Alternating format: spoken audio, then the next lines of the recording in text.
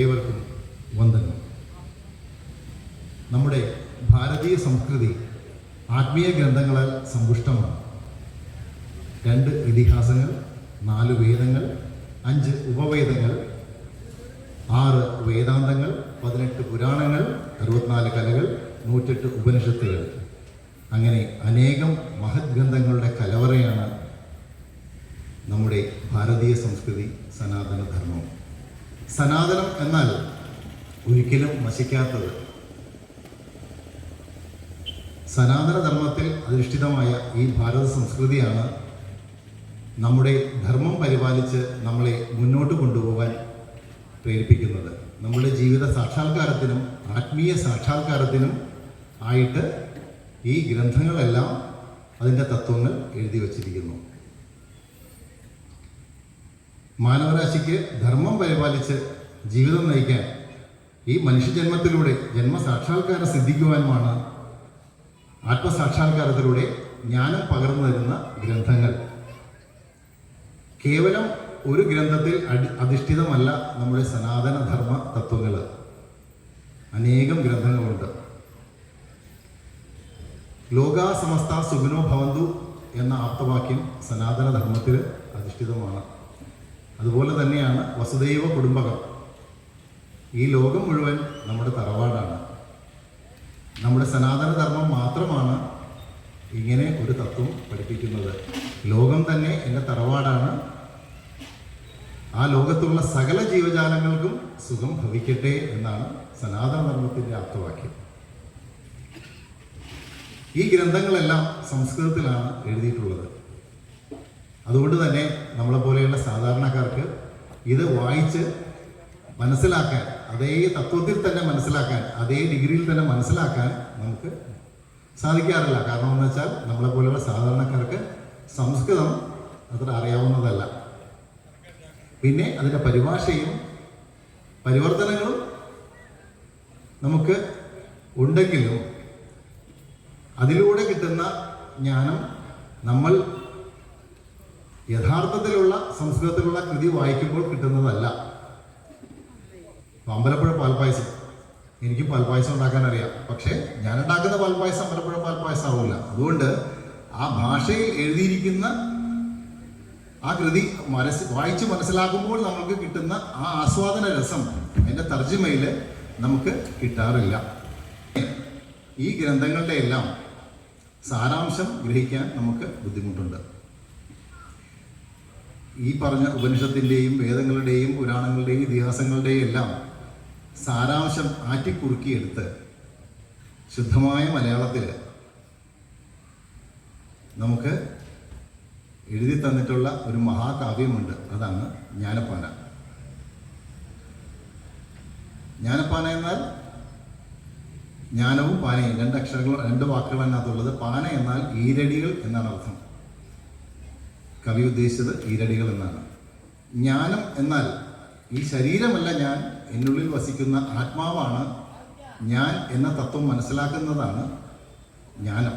അതറിയുന്നവൻ ജ്ഞാനി. നമ്മളെല്ലാം വർഷങ്ങളായിട്ട് ധരിച്ചു വച്ചിരിക്കുന്ന ഒരു കാര്യം നമ്മളുടെ ശരീരമാണ് ഞാൻ എന്നാണ്. എന്നാൽ അതല്ല, എന്നുള്ളിൽ തുടിക്കുന്ന ചൈതന്യമാണ് ഞാൻ. എന്നുള്ളിൽ തുടിക്കുന്ന ചൈതന്യത്തിന് നിങ്ങൾക്ക് എന്ത് പേര് വേണമെങ്കിലും ചൊല്ലി വിളിക്കാം. അതിന് ബ്രഹ്മമെന്നോ ബോധമെന്നോ ഇനി വേറൊന്നല്ല ആത്മാവെന്നോ എന്ത് വേണമെങ്കിലും പേര് ചൊല്ലി വിളിക്കാം. പക്ഷെ അതാണ് ഞാൻ, അല്ലാതെ ഈ ശരീരമല്ല. ഈ ഞാൻ ഇന്നലെയും ഇവിടെ ഉണ്ടായിരുന്നു, ഇന്നും ഇവിടെയുണ്ട്, നാളെയും ഇവിടെ ഉണ്ടാകും. അതിന് ജനനമില്ല, മരണമില്ല, ഒരു രൂപത്തിൽ നിന്ന് മറ്റൊരു രൂപത്തിലേക്ക് മാറിപ്പോകുന്നു. ഇത്രയേ ഉള്ളൂ. അതിനെയാണ് നമ്മൾ ജനനമെന്നും മരണമെന്നും പറയുന്നത്. ഇന്നലെ എന്ന് പറഞ്ഞാൽ കഴിഞ്ഞ വർഷമല്ല, കഴിഞ്ഞ യുഗമാണ്, കഴിഞ്ഞ ജന്മമാണ്. അങ്ങനെയാണ് ഉദ്ദേശിക്കുന്നത്. അപ്പോൾ ഞാൻ ഈ ജന്മത്തിലും ഇവിടെ ഉണ്ടായിരുന്നു, കഴിഞ്ഞ ജന്മത്തിലും ഇവിടെ ഉണ്ടായിരുന്നു, കഴിഞ്ഞ യുഗത്തിലും ഇവിടെ ഉണ്ടായിരുന്നു. അതുകൊണ്ടാണ് ബ്രഹ്മസത്യം ജഗത് മിഥ്യ എന്ന് പറയുന്നത്. ബ്രഹ്മം സത്യമാണ്. എന്നുള്ളിൽ വസിക്കുന്ന ആ ചൈതന്യം, അതിനെ നിങ്ങൾ ബ്രഹ്മമെന്നോ ബോധമെന്നോ എന്ത് പേര് ചൊല്ലി വിളിച്ചാലും അതാണ് സത്യം. അതിന് ജനനമില്ല, മരണമില്ല. അത് ഇന്നും ഇന്നലെയും ഇവിടെ ഉണ്ടായിരുന്നു, നാളെയും ഇവിടെ ഉണ്ടാകും. ഒരു രൂപത്തിൽ നിന്ന് മറ്റൊരു രൂപത്തിലേക്ക് മാറിപ്പോകും. ഇന്നലെ എന്ന് പറഞ്ഞാൽ യുഗങ്ങൾക്ക് മുമ്പ് നമുക്കറിയാം 4 യുഗങ്ങളുണ്ട്. കൃതയുഗം, ത്രേതായുഗം, ദ്വാപരയുഗം, ഇപ്പോൾ കലിയുഗം. ആദ്യത്തെ യുഗമായ സത്യയുഗം, അതായത് കൃതയുഗം 4800 വർഷം. 4800 വർഷം എന്ന് പറഞ്ഞാൽ 4800 ദേവവർഷമാണ്. നമ്മളുടെ ഒരു വർഷമാണ് ദേവന്മാർക്ക് ഒരു ദിവസം. അങ്ങനെ 360 വർഷം കഴിയുമ്പോഴാണ് ഒരു വർഷമായിട്ട് ദേവന്മാർക്ക് വരുന്നത്. അപ്പോൾ അങ്ങനെയുള്ള 4800 വർഷമാണ് കൃതയുഗം. അപ്പോൾ ഒന്ന് ആലോചിച്ച് നോക്കൂ, കൃതയുഗം എത്ര വർഷം പഴക്കമുണ്ടെന്നുള്ളത്. 4800 ഗുണം 360. അതുകൂടാതെ അടുത്തത് ദ്വാപരയുഗം, ത്രേതായുഗം.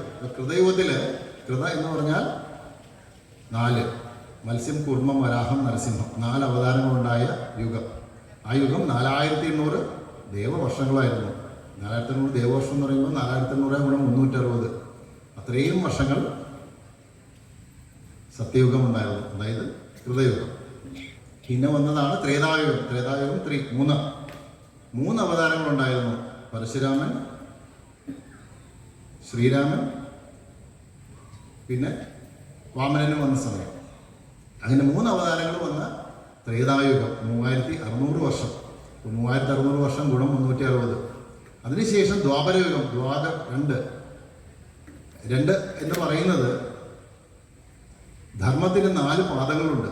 അപ്പോൾ കൃതയുഗത്തിൽ 4 ധർമ്മമായിരുന്നു. എന്നാൽ ത്രേതായുഗത്തിൽ 3 പാദമേ ധർമ്മമുള്ള, ഒരെണ്ണം അധർമ്മമായിരുന്നു.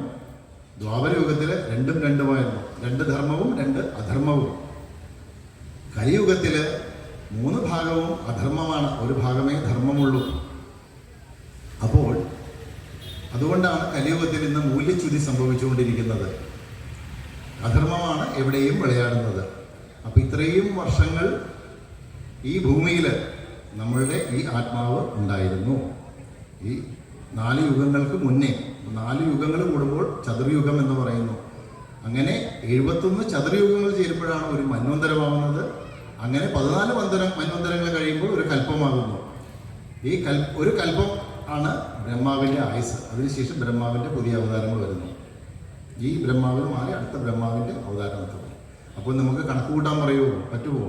ഇത്രയും 4800, 3600, 2400, 1200 ഇങ്ങനെയുള്ള ഗുണം 3360 വർഷം എന്ന് പറയുമ്പോൾ ഏകദേശം 12 കോടി വർഷം കഴിയും. ഈ 12 കോടി വർഷങ്ങൾക്ക് മുമ്പും ഈ ആത്മാവ് ഇവിടെ ഉണ്ടായിരുന്നു. ഇന്നും ഇവിടെയുണ്ട്, നാളെയും ഇവിടെ ഉണ്ടാകും. അതുകൊണ്ടാണ് ബ്രഹ്മസത്യം ജഗത് മിഥ്യ എന്ന് പറയുന്നത്. ബ്രഹ്മം എന്ന് പറയുന്നത് നമ്മുടെ ഉള്ളിൽ ചുടിക്കുന്ന ചൈതന്യം 12 കോടി വർഷങ്ങൾക്ക് മുമ്പേ ഇവിടെ ഉണ്ടായിരുന്നു എന്നാണ് നമ്മളുടെ എല്ലാ ഗ്രന്ഥങ്ങളും പറയുന്നത്. അപ്പോൾ എല്ലാ ഗ്രന്ഥങ്ങളിലെയും സാരാംശം ആറ്റിക്കുറുക്കിയെടുത്ത് നമ്മുടെ പൂന്താനം തിരുമേനി എഴുതി തന്നൊരു കാവ്യമാണ് ജ്ഞാനപ്പാന. ജ്ഞാനം എന്നാൽ ഞാൻ പറഞ്ഞതുപോലെ എന്നുള്ളിൽ തുടിക്കുന്ന ചൈതന്യമാണ് ഞാൻ, അല്ലാതെ ഈ ശരീരമല്ല. ഞാൻ ഈ ശരീരത്തിൽ ജനിച്ചു വളർന്നു, ഈ ശരീരം ഉപേക്ഷിച്ച് ഞാൻ പോകും. പക്ഷേ എൻ്റെ ആത്മാവ് വീണ്ടും അടുത്ത ജന്മം പ്രാപിക്കുന്നു. അതാണ് ജ്ഞാനപ്പാനയുടെ തത്വം. അപ്പം ജ്ഞാനപ്പാനയിലേക്ക് നമുക്ക് വരാം. ഞാൻ പറഞ്ഞു ജ്ഞാനം എന്താണെന്ന് പറഞ്ഞു, പാന എന്താണെന്ന് പറഞ്ഞു.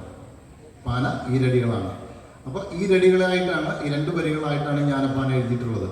ഇതിലെ 2 വരികൾ നമ്മൾ ജീവിതത്തിൽ ഓരോ സന്ദർഭത്തിലും എടുത്ത് ഉപയോഗിക്കാറുണ്ട്, പല സന്ദർഭങ്ങളിലും. കാരണം സാധാരണക്കാർക്ക് ഉപയോഗപ്രദമായ രീതിയിലാണ് ഈ കാവ്യം എഴുതിയിട്ടുള്ളത്. 450 വർഷങ്ങൾക്ക് മുമ്പ് എഴുതിയതാണെങ്കിലും ഇന്നും കാലിക പ്രസക്തിയുള്ള ഒരു കാവ്യമാണ് ജ്ഞാനപ്പാന. പൂന്താനം തിരുമേനി വള്ളുവനാട്ടിൽ ജനിച്ച ഒരാളാണ്. അദ്ദേഹം ഒരു ബ്രാഹ്മണ കുടുംബത്തിലാണ് ജനിച്ചത്. അദ്ദേഹത്തിൻ്റെ ബാല്യത്തിൽ തന്നെ അദ്ദേഹത്തിന് വിഷ്ണു ഭക്തനായിട്ടാണ് വളർന്നത്. ആ വിഷ്ണു ഭക്തനായതുകൊണ്ട് തന്നെ അദ്ദേഹം ഭാഗവതത്തിൽ വളരെയധികം താല്പര്യനായിരുന്നു. ഭാഗവതത്തിലെ ഓരോ തത്വങ്ങളും അദ്ദേഹത്തിന് ആകർഷിച്ചിരുന്നു. ആ ഭാഗവത തത്വങ്ങൾ വായിച്ച് പഠിച്ച് അത് ഉൾക്കൊണ്ടൊരു മനുഷ്യനായിരുന്നു. അദ്ദേഹത്തിന് വേളി കഴിഞ്ഞു. ഏറെ നാൾ കാത്തിരുന്നിട്ടാണ് അദ്ദേഹത്തിന് ഒരു ഉണ്ണി ഉണ്ടായത്. ആ ഉണ്ണി ചോറൂണ് ദിവസം മരിച്ചപ്പോൾ ആ കുടുംബം തന്നെ ദുഃഖത്തിലാണ്ടു. എന്നാൽ പൂന്താനം തിരുമേനി ഭാഗവത തത്വങ്ങളെല്ലാം ഉൾക്കൊണ്ടതുകൊണ്ട് അദ്ദേഹത്തിന് ആ ദുരന്ത മുഖത്ത് പിടിച്ചു നിൽക്കാനായി. ആ ദുരന്തമുഖം അദ്ദേഹം പിടിച്ചു നിന്ന് കുടുംബത്തിനൊരു താങ്ങായി. അതിന് ശേഷം അദ്ദേഹം ഭൂലോക വൈകുണ്ഠമായ ഗുരുവായൂരിലേക്ക് ഒരു തീർത്ഥയാത്ര പോവുകയായിരുന്നു. അവിടെ ചെന്ന് അദ്ദേഹം അവിടെ വചനമിരുന്നു. അപ്പോഴും ഉള്ളിൽ ഉണ്ണി മരിച്ച ദുഃഖമുണ്ടായിരുന്നു. അവിടെ താമസിക്കുന്ന സമയത്താണ് അദ്ദേഹത്തിന് രാത്രി ഒരു സ്വപ്ന ദർശനം ഉണ്ടാകുന്നത്. എന്താണ്? ഉണ്ണികൃഷ്ണൻ മനസ്സിൽ കളിക്കുമ്പോൾ ഉണ്ണികൾ മറ്റു വേണമോ മക്കളായി എന്ന വരി എഴുതാനുള്ള കാരണം ഉണ്ടായത്. അദ്ദേഹം ഉറങ്ങിക്കിടക്കുമ്പോൾ ഒരു ഉണ്ണിക്കണ്ണന്റെ രൂപത്തിൽ ഗുരുവായൂരപ്പൻ അടുത്ത് വന്നിട്ട് പൂന്താനത്തിനോട് ചോദിച്ചു, പൂന്താനം, എന്തിനാണ് അങ്ങ് വിഷമിക്കുന്നത്? മകനായി ഞാൻ കൂടെ ഉള്ളപ്പോൾ, ഉണ്ണിയായി ഞാൻ കൂടെ ഉള്ളപ്പോൾ എന്തിനാണ് അങ്ങ് വിഷമിക്കുന്നത് എന്ന് ചോദിച്ചു. ഭഗവാന്റെ സാമീപ്യം തിരിച്ചറിഞ്ഞ പൂന്താനം കൂടുതൽ ഭക്തിയോടെ ഗുരുവായൂരപ്പന് തന്നെ സമർപ്പിച്ചു. അദ്ദേഹം ഒരു നിഷ്കാമ ഭക്തനായിരുന്നു. ഒന്നും ആഗ്രഹിച്ചിട്ടല്ല അദ്ദേഹം അവിടെ ഗുരുവായൂരപ്പനെ സേവിച്ചത്.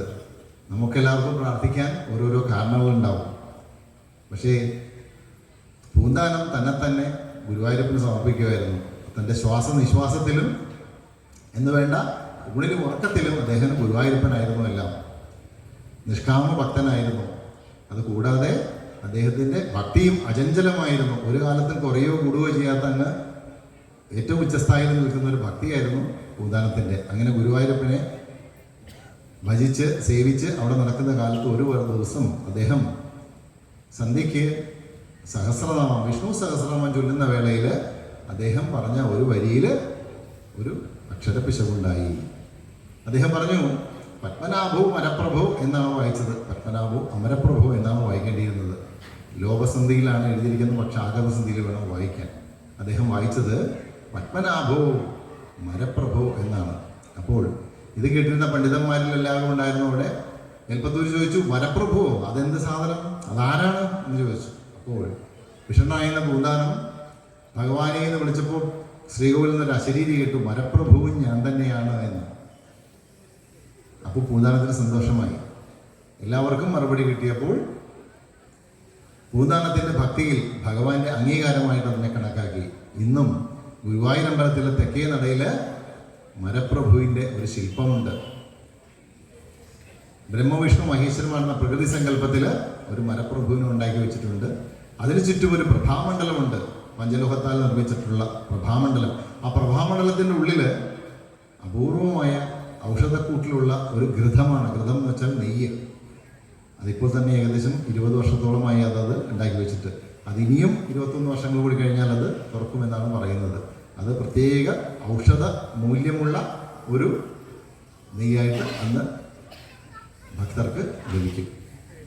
അപ്പോൾ നമ്മൾ ഗുരുവായൂർ അമ്പലത്തിൽ പോകുമ്പോൾ ഗുരുവായൂരപ്പനെ ദർശിച്ച ശേഷം വഴിപാടുകളെല്ലാം നടത്തി ഗുരുവായൂരപ്പൻ അവിടുത്തെ പ്രദർശനം നടത്തിയതിന് ശേഷം പോരുന്നതിന് മുമ്പായി നിങ്ങൾ തെക്കേ നടക്കെ പോയിട്ട് ഈ അമരപ്രഭുവിൻ്റെ ആ ബിംബത്തിന് മുമ്പിൽ ചെല്ലണം. ആ ഗുരുവായൂർ കേശവൻ്റെ പ്രതിമയുടെ അടുത്തുകൂടി അങ്ങോട്ട് ചെന്നാൽ ഈ മരപ്രഭുവിൻ്റെ ബിംബത്തിന് പ്രദക്ഷിണം വയ്ക്കാം. ഒരു 7 പ്രദക്ഷിണം വെച്ച് നിങ്ങൾ അവിടെ ഒന്ന് ഇരിഞ്ഞു നോക്കൂ. നിങ്ങളെല്ലാം ശരീരത്തിൽ കയറുന്ന ഊർജം എത്രയാണെന്ന് നിങ്ങൾക്ക് മനസ്സിലാവും. അടുത്ത പ്രാവശ്യം പോകുമ്പോൾ അങ്ങനെ ചെയ്തിട്ട് വേണം നിങ്ങൾ വരാൻ. അപ്പോൾ പൂന്താനത്തിൻ്റെ പ്രാധാന്യം എന്താണെന്ന് ഗുരുവായൂരപ്പൻ മറ്റുള്ളവർക്ക് കാണിച്ചു കൊടുത്തതാണ് അത്. അങ്ങനെ പൂന്താനം അവിടെ ഇരുന്നപ്പോൾ തൻ്റെ ജീവിതത്തിൽ ഉണ്ടായ ദുരിതാനുഭവത്തിൽ, ദുരന്തമുഖത്ത് അദ്ദേഹത്തിന് ഭാഗവത സൂക്തങ്ങൾ, ഭാഗവത തത്വങ്ങൾ എത്രമാത്രം ഗുണപ്പെട്ടു അതിനെ മറികടക്കാൻ എന്നത് അദ്ദേഹം ആലോചിച്ച്, എനിക്ക് കിട്ടിയ ഈ ഭാഗ്യം മാനവരാശിക്ക് മുഴുവൻ ഉപകാരപ്പെടണം എന്ന രീതിയിൽ അദ്ദേഹം വളരെ ലളിതമായി എഴുതിയ കാവ്യമാണ് ജ്ഞാനപ്പാന.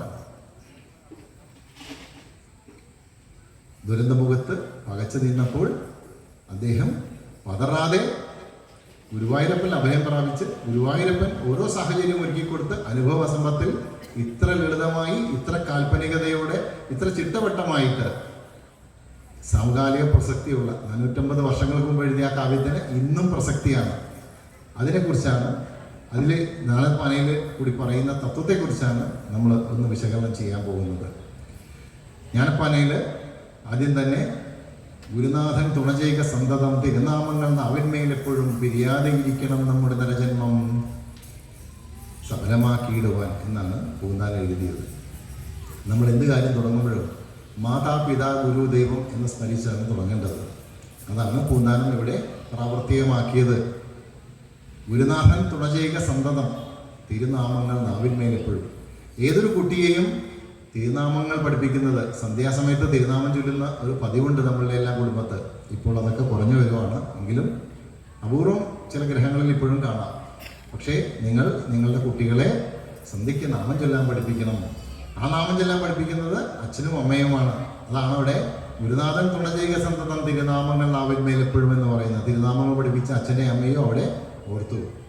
നമ്മൾ ജ്ഞാനപ്പാല വായിക്കുമ്പോൾ നമുക്ക് ആദ്യം ഒരർത്ഥം മനസ്സിലാവും, വീണ്ടും വായിക്കുമ്പോൾ അതിനൊരു പടി കൂടി കടന്ന അർത്ഥം മനസ്സിലാവും, വായിച്ചുകൊണ്ടിരിക്കുമ്പോൾ പുതിയ പുതിയ അർത്ഥങ്ങൾ മനസ്സിലാവും. എന്തുകൊണ്ടെന്നാൽ ഇത്രയും ഗ്രന്ഥങ്ങളുടെ സാരാംശം ആറ്റിക്കുറുക്കിയെടുത്ത് ചെറിയ വരികളിലാക്കി എഴുതി വെച്ചിരിക്കുകയാണ്. 2 വരി എടുത്താൽ ഒരു ദിവസം മുഴുവൻ പറയാനുള്ള തത്വങ്ങൾ അതിനകത്തുണ്ട്. അപ്പോൾ ഇതിൽ ഗുരുനാഥൻ തുണ ചെയ്യുക സന്തതം തിരുനാമങ്ങൾ നാവിന്മേലെപ്പോഴും, ആ തിരുനാമങ്ങൾ പഠിപ്പിച്ചത് അച്ഛനും അമ്മയുമാണ്. അച്ഛനെയും അമ്മയും മാതാവിനെയും പിതാവിനെയും വന്ദിച്ചുകൊണ്ട് ഗുരുനാഥനെ വന്ദിക്കുന്ന ആണ് ആ ശ്ലോകത്തിൽ തുടങ്ങുന്നത്.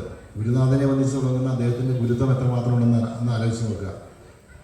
ഗുരു എന്നാൽ നമ്മളെ ഇരുട്ടിൽ നിന്ന് വെളിച്ചത്തിലേക്ക് നയിക്കുന്നവൻ എന്ന അർത്ഥം. രു എന്നാൽ ഇരുട്ട്, ഗു എന്നാൽ നിർമ്മാർജ്ജനം ചെയ്യുന്നവൻ, ഗുരു. ആ ഗുരു എന്ന് പറഞ്ഞാൽ ഒരു വ്യക്തിയാവണമെന്നില്ല, നമ്മളുടെ ഒരു അനുഭവമാവാം, നമ്മൾ കാണുന്ന ഒരു ശകുനമാകാം, നമ്മളെ പഠിപ്പിക്കുന്ന ഒരു കൊച്ചുകുട്ടിയാവാം. അതാണ് നമ്മൾ ഗുരുവായി കാണുന്നത്. അപ്പോൾ ഗുരുനാഥൻ തുണ ചെയ്യുക സന്തതം തിരുനാമങ്ങൾ നാവിന്മേലെപ്പോഴും പിരിയാതിരിക്കുവാൻ, എൻ്റെ നാവിൽ നിന്ന് തിരുനാമങ്ങൾ പിരിയാതിരിക്കാൻ എന്നെ അനുഗ്രഹിക്കണേ ഗുരുനാഥ എന്നാണ് പറയുന്നത്. എന്തുകൊണ്ടാണ്?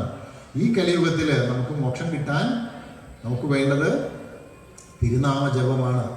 അതുകൊണ്ട് പൂന്താനം അടുത്ത വരിയിൽ ഭഗവാന്റെ 12 നാമങ്ങളാണ് വിളിക്കുന്നത്. കൃഷ്ണ കൃഷ്ണ മുകുന്ദ ജനാർദ്ദന, കൃഷ്ണ ഗോവിന്ദ നാരായണ ഹരേ, അച്യുതാനന്ദ ഗോവിന്ദ മാധവ, സച്ചിദാനന്ദ നാരായണ ഹരേ. അങ്ങനെ 12 നാമങ്ങൾ വിളിച്ച് ഹരേ ഹരേ എന്ന് 2 പ്രാവശ്യം പറയുന്നു. അപ്പോൾ ഗുരുനാഥനെ വണങ്ങുന്നു, മാതാവിനെയും പിതാവിനെയും സ്മരിക്കുന്നു, ഭഗവാനെ സ്മരിക്കുന്നു. എന്നിട്ട് തുടങ്ങുന്നു, ഇന്നലെയോളം എന്തെന്നറിഞ്ഞില്ല, ഇനി നാളെയും എന്തെന്നറിഞ്ഞില്ല. അപ്പോൾ നമുക്ക് തോന്നുന്നു ശരിയാണ്, ഇന്നലെ വരെ എന്താ സംഭവിച്ചതെന്ന് ഒരു പിടിയില്ല, നാളെ എന്ത് സംഭവിക്കുമെന്ന് ഒട്ടും അറിയില്ല, അടുത്ത നിമിഷം എന്ത് സംഭവിക്കുമെന്ന് നമുക്കറിയില്ല. നമ്മൾ ഈ നിമിഷമാണ് ജീവിക്കുന്നത്. പക്ഷേ ഇവിടെ പൂന്താനം പറയുന്നത്, നമ്മൾക്ക് ആത്മീയ തത്വങ്ങൾ പഠിച്ചാൽ നമുക്കൊരു പടി കൂടി കടന്ന് ചിന്തിക്കാം. ആത്മീയ തത്വങ്ങൾ പഠിച്ചാലേ നമുക്കതിന് സാധിക്കുള്ളൂ. എന്താണത്? ഇന്നലെയോളം എന്തെന്നറിഞ്ഞില്ല. ഇന്നലെ എന്ന് വെച്ചാൽ കഴിഞ്ഞ നിമിഷമാകാം, കഴിഞ്ഞ ദിവസമാകാം, കഴിഞ്ഞ മാസമാകാം, കഴിഞ്ഞ വർഷമാകാം, കഴിഞ്ഞ ജന്മമാകാം. ഇവിടെ കഴിഞ്ഞ ജന്മമാണ് ഉദ്ദേശിച്ചത്. കഴിഞ്ഞ ജന്മത്തിൽ ഞാൻ ആരായിരുന്നു എന്ന് എനിക്കറിയില്ല. അതാണ് ഇന്നലെയോളം എന്തെന്നറിഞ്ഞില്ല, ഇനി നാളെയും എന്തെന്നറിഞ്ഞില്ല. ഈ പറഞ്ഞ പോലെ തന്നെ അടുത്ത നിമിഷം, അടുത്ത ആഴ്ച, അടുത്ത മാസം, അടുത്ത വർഷം, അടുത്ത ജന്മം ഞാൻ എന്താകുമെന്ന് എനിക്കറിയില്ല.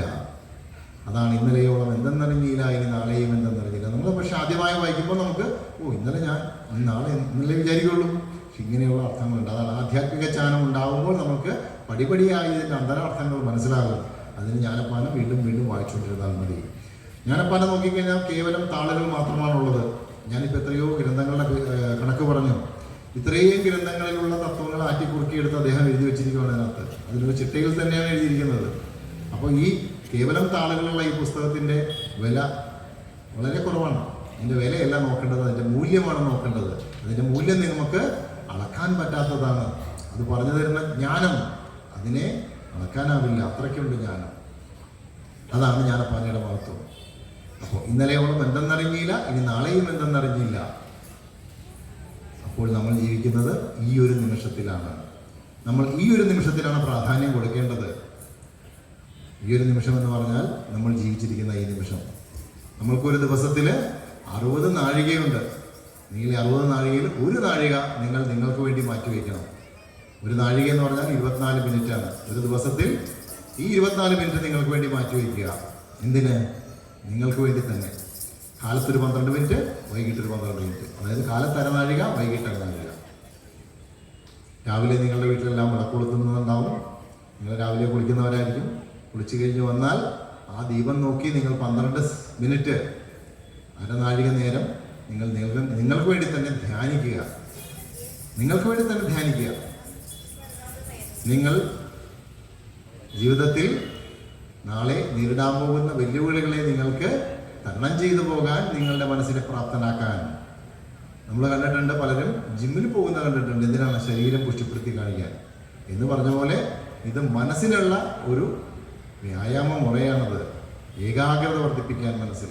നാളെ നമ്മളുടെ വീട്ടിൽ അൺഎക്സ്പെക്റ്റഡ് ആയിട്ട് നമ്മുടെ ജീവിതത്തിൽ ഒരു വെല്ലുവിളി നേരിടുമ്പോൾ നമുക്കതിനെ തരണം ചെയ്യാനായിട്ട് നമുക്ക് തന്നെ പ്രാപ്തി ഉണ്ടാവും. അതിനു വേണ്ടിയിട്ടുള്ളൊരു പ്രയത്നമായിട്ട് കണക്കാക്കിയാൽ മതി. നിങ്ങളെല്ലാവരും ഇതൊക്കെ ചെയ്യുന്നവരായിരിക്കാം, രാവിലെ വൈകിട്ട് നിങ്ങൾ പ്രാർത്ഥിക്കുന്നവരായിരിക്കാം. എങ്കിൽ ഏകാഗ്രതയോടെ അത് ചെയ്യുക, അതിൻ്റെ സമയം പതുക്കെ കൂട്ടുക. ചെയ്യാത്തവർ ചെയ്തു തുടങ്ങുക. നിങ്ങളിലുണ്ടാകുന്ന മാറ്റം നിങ്ങൾ തന്നെ കണ്ട് മനസ്സിലാക്കുക. നിങ്ങൾ ഒരു ദിവസമോ 2 ദിവസമോ ചെയ്തുകൊണ്ട് അതിന് മാറ്റം വരില്ല. ഏകദേശം 2 മാസം ചെയ്യുമ്പോൾ നിങ്ങളുടെ ഒരു മാറ്റം കാണാം. പിന്നീട് അത് നിങ്ങൾക്ക് ശീലമാകും. എത്രയോ ഡിഗ്രിയുള്ള ആളുകളാണ് വലിയ ജോലിക്ക് കിട്ടുന്നു, വളരെ നല്ല സൗകര്യങ്ങൾ, പറഞ്ഞാൽ കൊതിക്കുന്ന ശമ്പളമുള്ള ആളുകൾ, വളരെ സൗകര്യങ്ങളുള്ള ആളുകൾ. ഒരു ദിവസം രാവിലെ ഓഫീസിൽ ചെല്ലുമ്പോൾ പറയുന്നു, നാളെ മുതൽ എനിക്ക് ജോലിക്ക് വരണ്ട, അല്ലെങ്കിൽ ഇന്ന് മുതൽ നീ ജോലിക്ക് വരണ്ട എന്ന് പറയുന്നു. എനിക്ക് കിട്ടുന്ന 2 ലക്ഷം രൂപയ്ക്ക് ഞാൻ 2,50,000 രൂപയുടെ അടവുകൾ ഉണ്ടാക്കി വെച്ചിട്ടുണ്ട്, ഇൻസ്റ്റാൾമെൻറ്റ് അടയ്ക്കാനുണ്ട്, EMI അടയ്ക്കാനുണ്ട്. അപ്പോൾ എന്ത് ചെയ്യുമെന്ന് അറിയാൻ പറ്റാത്തത് കെട്ടിടത്തിൻ്റെ മുകളിൽ താഴത്തേക്ക് വീണ് താഴത്തേക്ക് ചാടി ആത്മഹത്യ ചെയ്യുന്നു. ഒരു നിമിഷം ചിന്തിക്കാൻ അവന് സഹിച്ചില്ല. കാരണം എന്താണ്? അവൻ്റെ മനസ്സിനെ ഏകാഗ്രതപ്പെടുത്തി അവനെ പ്രാപ്തനാക്കിയിരുന്നില്ല. അപ്പം ഇങ്ങനെയുള്ള വെല്ലുവിളികൾ നമ്മൾക്ക് എന്തുമായിക്കോട്ടെ, നമ്മൾ പ്രതീക്ഷിക്കാതെ നമ്മുടെ മുന്നിൽ വെല്ലുവിളികൾ വന്നു ചേരും. നമ്മൾ ആഗ്രഹിക്കുന്ന കാര്യങ്ങൾ ചിലപ്പോൾ നടക്കാതെ വരും. അതെല്ലാം ജീവിതത്തിലെ വെല്ലുവിളികളാണ്. ആ വെല്ലുവിളികളെ നേരിടാൻ നമ്മളെ മനസ്സുകൊണ്ട് പ്രാപ്തരാക്കണം നമ്മൾ. എങ്കിലേ നമുക്കതിനെ തരണം ചെയ്ത് പോകാൻ പറ്റൂ. കപ്പലുകൾ തുറമുഖത്ത് കെട്ടിയിട്ടാൽ അതിനൊന്നും പറ്റില്ല. പക്ഷെ അത് അതിനു വേണ്ടിയുള്ളതല്ല. അത് തിരമാലകളെ കീറി മുറിച്ച് ലക്ഷ്യത്തിലേക്ക് പോകാനുള്ളതാണ്. എന്ന് പറഞ്ഞ പോലെ നമ്മുടെ ജീവിതത്തിൽ തിരമാലകൾ ഇങ്ങനെ വന്നുകൊണ്ടിരിക്കും. അതിനെ കീറി മുറിച്ച് നമ്മൾ മുന്നോട്ട് പോകണം. അതിന് നിങ്ങളുടെ മനസ്സിനെ പ്രാപ്തരാക്കാൻ നിങ്ങൾ ഒരു ദിവസത്തിൽ 1 നാഴികയെങ്കിലും നിങ്ങൾക്ക് വേണ്ടി നിങ്ങൾ ത്യജിക്കണം. പിന്നെയോ 1 നാഴിക വൈകിട്ട്, രാവിലെ പറ്റൂല. നിങ്ങളുടെ കുടുംബാംഗങ്ങളെല്ലാവരുമായി ഒന്നിച്ചിരിക്കണം. കൂടുമ്പോൾ ഇമ്പമുണ്ടാകുന്ന കുടുംബം എന്ന് പറയുന്നു, അതങ്ങനെ ആക്കി തീർക്കണം. എല്ലാവരും യന്ത്രങ്ങളെല്ലാം മാറ്റിവെച്ച് 1 നാഴിക നേരം, 24 മിനിറ്റാണ് ഈ 1 നാഴിക എന്ന് പറയുന്നത്. 1/2 മണിക്കൂർ എടുത്തോളൂ. പണ്ടൊക്കെ ലോഡ് ഷെഡിങ്ങുള്ള സമയത്ത്, കറണ്ടില്ലാത്ത സമയത്ത് വേറെ ഒന്നും ചെയ്യാനില്ലാത്തതുകൊണ്ട് വന്ന് വർത്തമാനം പറഞ്ഞിരിക്കുമായിരിക്കും. ഇന്നിപ്പോൾ അതുമില്ല. ഇന്നുണ്ടെങ്കിൽ തന്നെ ജനറേറ്റർ ഉണ്ട്, അല്ലെങ്കിൽ ഇൻവെർട്ടർ ഉണ്ട്. അപ്പോഴും വീണ്ടും ഇതൊക്കെ തന്നെ കണ്ടിന്യൂ ചെയ്യും. അപ്പോൾ നമ്മൾ ചെയ്യേണ്ടത് ഒരു ദിവസത്തിൽ 1 നാഴികയെങ്കിലും കുടുംബാംഗങ്ങളോട് ഒത്തൊരുമിച്ചിരിക്കുക. അന്നത്തെ ദിവസം നടന്ന കാര്യങ്ങളെല്ലാം ചർച്ച ചെയ്യുക. കുട്ടികളാണെങ്കിൽ അവർ സ്കൂളിൽ പോയപ്പോൾ, അല്ലെങ്കിൽ കോളേജിൽ പോയപ്പോൾ, വിദ്യാലയത്തിൽ പോയപ്പോൾ എന്തെല്ലാമാണ് പ്രത്യേക സംഭവങ്ങളുണ്ടായത്, അവരത് വിശദീകരിക്കട്ടെ. നിങ്ങളും നിങ്ങളുടെ ഓഫീസിലുണ്ടായ, നിങ്ങളുടെ മേലധികാരിയായിട്ടുണ്ടായ നല്ല കാര്യങ്ങൾ, മേലധികാരിയായിട്ടുണ്ടായ മോശാനുഭവങ്ങൾ, ഇതെല്ലാം സംസാരിക്കണം. അപ്പോൾ നിങ്ങളുടെ മുമ്പിൽ ഒരു പ്രതിസന്ധി ഉണ്ടാകുമ്പോൾ ചിലപ്പോൾ നിങ്ങൾക്ക് അതിന് പരിഹാരം തന്നെ പറഞ്ഞു തരുന്നത് നിങ്ങളുടെ വീട്ടിലെ ഇളയ സന്തതിയായിരിക്കും, ഇളയ കുട്ടിയായിരിക്കും. ആ പിഞ്ചു മനസ്സിലായിരിക്കും അതിന് ചിലപ്പോൾ ഒരു പരിഹാരം ഉണ്ടാവുന്നത്. അപ്പോൾ നിങ്ങളെല്ലാവരും തുറന്ന് സംസാരിക്കണം. അങ്ങനെ സംസാരിക്കാത്തതിൻ്റെ പോരായ്മകൾ ഇന്ന് കുടുംബങ്ങളിൽ കാണുന്നുണ്ട്. കുടുംബം ഇമ്പമുള്ളതാക്കാൻ ഇത് ചെയ്യണം. അതുകൊണ്ട് മനസ്സിൽ എപ്പോഴും ധരിക്കേണ്ട ഒരു കാര്യം, ഇന്നലെയോളം എന്തെന്നറിഞ്ഞില്ല, ഇനി നാളെയും എന്തെന്നറിഞ്ഞില്ല. അതിൻ്റെ വാച്യാസം തന്നെ എടുക്കുക. ഇന്നലെയും നാളെയും എന്താണെന്ന് അറിയാൻ പാടില്ല. അതുകൊണ്ട് ഇന്ന് ഞാൻ ജീവിക്കുമ്പോൾ ഞാൻ എനിക്ക് വേണ്ടി ജീവിക്കുന്നു.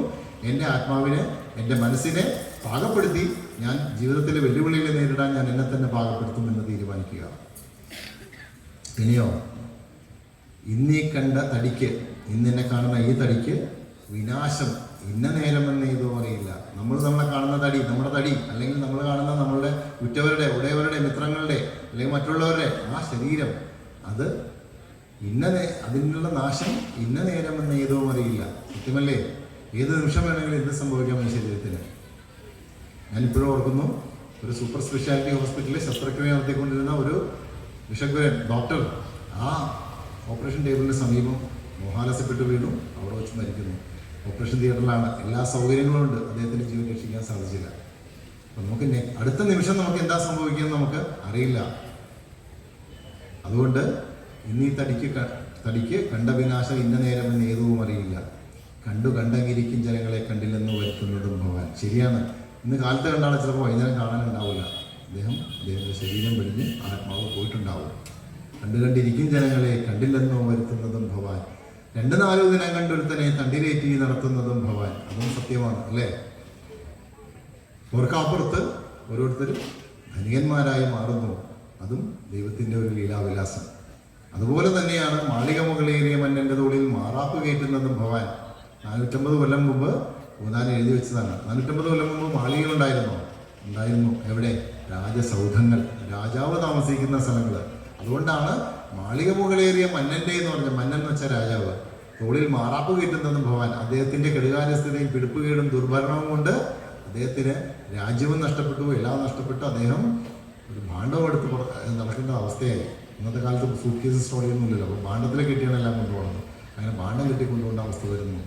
ഓർക്കപ്പുറത്ത് നല്ലത് വരുന്നു, ഓർക്കപ്പുറത്ത് നനച്ചിരിക്കാതെ ആപത്തും വരുന്നു എന്നാണ് പറയുന്നത്. അതാണ് കണ്ടിരിക്കും ജനങ്ങളെ കണ്ടില്ലെന്ന് വരുത്തുന്ന ഭവാൻ, 2-4 ദിനം കണ്ടൊരുത്തനെ തണ്ടിലേറ്റി നടത്തുന്നതും ഭവാൻ. കണ്ടാലൊട്ട് അറിയുന്നു ചിലരത്, കണ്ടാലും തിരിയാ ചിലർക്ക് ഏതുമേ. ചില കാര്യങ്ങളൊക്കെ നമുക്ക് കണ്ടാൽ മനസ്സിലാവും.